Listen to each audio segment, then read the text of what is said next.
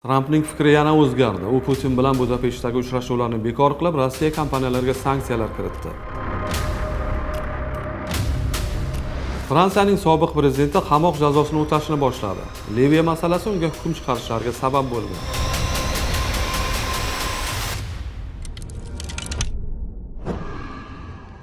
Assalomu alaykum. Bugun 26-oktyabr yakshanba. AQSh prezidenti Donald Tramp Rossiya prezidenti Vladimir Putin bilan uchrashuvni bekor qildi. U shuningdek AQSh Moliya vazirligi tomonidan Rossiyaning yirik neft kompaniyalari Rosneft va Lukoilga qarshi sanksiyalar joriy etilganini ham ma'lum qilgan. Shu munosabat bilan ushbu kompaniyalarning AQShdagi aktivlari muzlatiladi va ular bilan yangi bitimlar tuzish taqiqlanadi. Washingtonning fikricha Moskva Ukrainadagi o't ochishni to'xtatishni astoydil istamayotgani bunga sabab bo'lgan. Men foydasiz uchrashuvni istamayman. Vaqtni bekorga sarflashni xohlamayman degan AQSh rahbari. Trampning so'zlariga ko'ra, Putin butun Ukrainani bosib olishni xohlayapti, ammo AQSh bunga yo'l qo'ymaydi. Putin esa Tramp uchrashuvni bekor qilmagan, balki boshqa kunga ko'chirgan deb hisoblaydi. Rossiya prezidentining so'zlariga ko'ra, Rossiya va AQSh sammitiga jiddiy tayyorgarlik kerak va buning uchun Marko Rubio hamda Sergey Lavrov avval uchrashishi lozim. Shu bilan birga Putin yana Sovet ittifoqidan qolgan yadro quroli bilan harbiy shantaj usulini ishga soldi. U qo'shinlarga qit'alararo ballistik raketalar uchirish, shu jumladan suvosti kemalar va uzoq masofali bombardimonchi samolyotlar ishtirokida strategik yadro kuchlari bilan harbiy mashqlar o'tkazishni buyurdi. Bu harakatlar Moskva va Washington o'rtasidagi keskinlikni yanada kuchaytirdi. Ta'kidlash joiz, Tramp avval ham bir necha bor Rossiyaga qarshi jiddiy sanksiyalar joriy etishga va'da bergan, ammo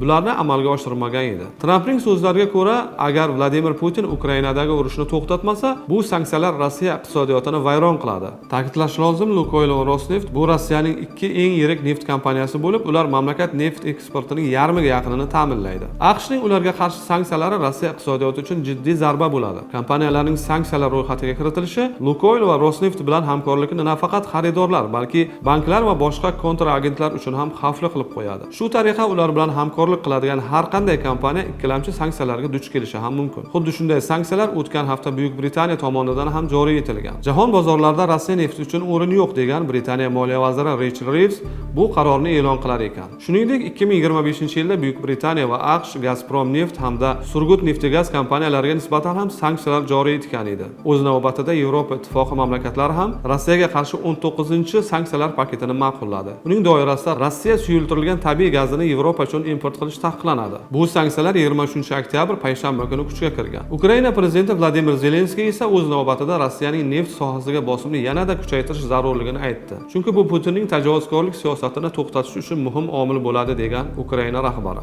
Neft sohasiga qarshi sanksiyalar Rossiya neftini boshqa markalardan ko'ra arzonroq qilib qo'yadi. Ehtimol sanksiyalar tufayli uning narxi yanada pasayib ketishi ham mumkin. Endi Rossiya neftini xarid qilish xaridorlar uchun yanada xavfli va siyosiy jihatdan noqulay bo'lib qolishi ham mumkin. Bu sanksiyalar Rossiya iqtisodiyoti tez sur'atda sekinlashib borayotgan, davlat byudjeti esa xarajatlarga mos kelmay qolayotgan bir paytda joriy etildi.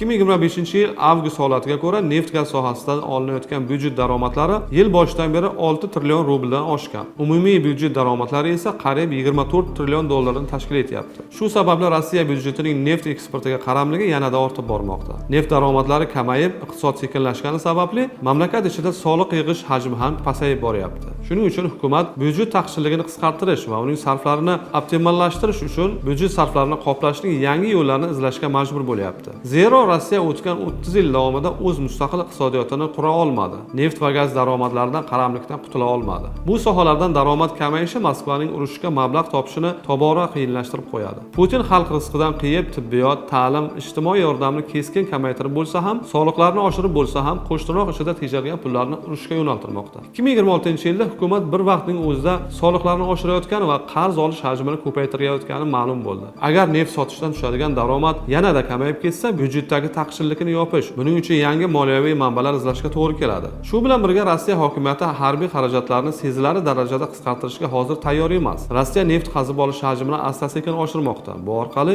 eksportdagi cheklovlar va logistikadagi muammolarni qoplashga harakat qilmoqda.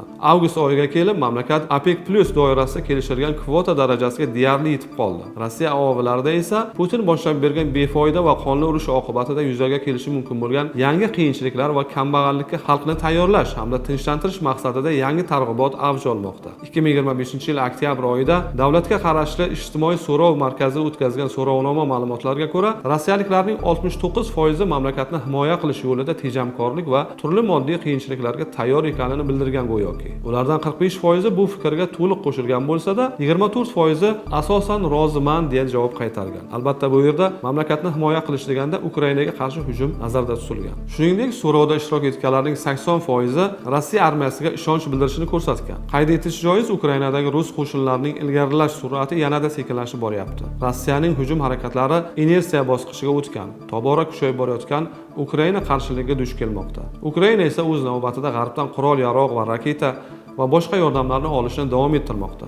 Hozir Kiyev Patriot havo mudofaa tizimlarini sotib olishni ko'rib chiqyapti. Shuningdek, Shvetsiyaning Gripen jangovar samolyotlarini xarid qilish imkoniyatini ham o'rganmoqda. PURL dasturi doirasida esa Yevropa davlatlari AQSh qurollarini sotib olib, ularni Ukrainaga yetkazib berish bilan shug'ullanyapti. Shu o'rinda aytib o'tish kerak, Tramp kiritgan sanksiyalar Rossiya bilan chambarchas iqtisodiy aloqalarga ega Markaziy Osiyo davlatlarining energetika va moliyaviy tarmoqlari uchun ham ikkilamchi sanksiyalar ta'siriga tushish ehtimolini oshiradi. Yevropa ittifoqi esa 23-oktyabrda allaqachon bu mamlakatlarga birlamchi sanksiyalar ham e'lon qildi. Yevropa ittifoqining Rossiyaga qarshi kiritgan sanksiyalarning 19-paketi Markaziy Osiyo davlatlari banklarini ham o'z ta'sir doirasiga oladi. Xususan Qozog'iston, Tojikiston va Qirg'izistonning ayrim banklariga nisbatan moliyaviy cheklovlar allaqachon joriy etilgan. Bu qaror AQSh va Yevropa ittifoqining Rossiya iqtisodiyotiga qarshi bosimini kuchaytirish strategiyasi doirasida qabul qilingan bo'lib, u orqali Kremlning sanksiyalarni aylanib o'tish imkoniyatlarini ham cheklash ko'zda tutilgan. Fransiyaning sobiq prezidenti Nikolas Sarkozi Liviyadan olingan pullar bilan bog'liq jinoyat ishi bo'yicha 5 yil ozodlikdan mahrum etildi va jazoni o'tash uchun Parijdagi Santiya qamoqxonasiga joylashtirildi. Bu voqea Ikkinchi jahon urushidan beri ilk marta Fransiyaning sobiq prezidenti qamoqqa tushish holati bo'ldi.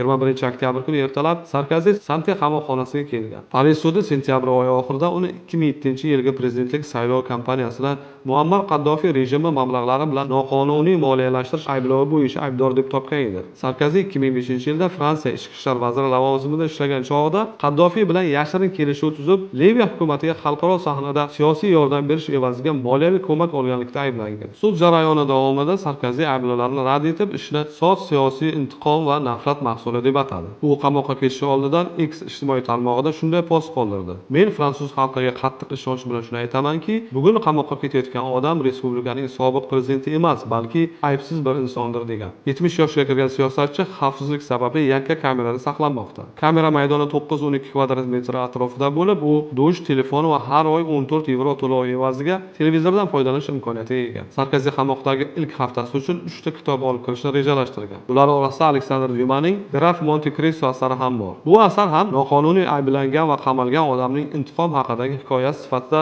ramziy ma'no kasb etadi. Sobiq prezidentning advokatlari Sarkozining apellyatsiya jarayoni boshlangunga qadar muddatidan ilgari ozod etish haqida ariza bergan. Bu masala yuzasidan qaror chiqishiga 2 oycha vaqt ketishi mumkin. Fransiya prezidenti Emmanuel Macron 17-oktyabr kuni Yelesi saroyida Sarkozi va uning rafiqasini qabul qilgan edi. Macron bu holatga izoh berib shunday degan: "Bu insoniylik doirasidagi tabiiy holat. Bunday vaziyatda o'zimdan avval o'tgan prezidentni qabul qilishim mutlaqo odatiy holat" degan prezident. Hozirgi kunda Sarkozi masalasi Fransiya jamoatchiligida katta siyosiy bahslarga sabab bo'lmoqda. Ko'plab tahlilchilar bu hodisani Yevropada siyosiy mas'uliyat davri boshlandi deya baholashgan. Ortda qolayotgan haftaning muhim voqealariga bag'ishlangan tahlillarimiz shulardan iborat edi.